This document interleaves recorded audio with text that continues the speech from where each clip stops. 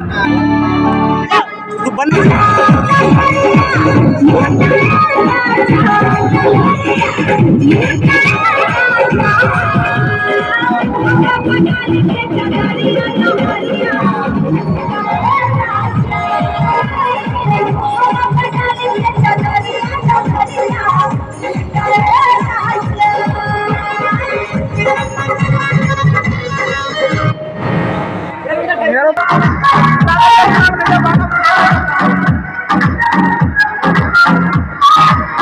बाडी पे कोहिल बार मैं शंकर है बाडी पे कोहिल बार मैं शंकर है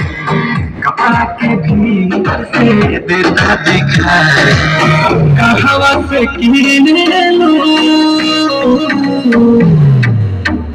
लगता की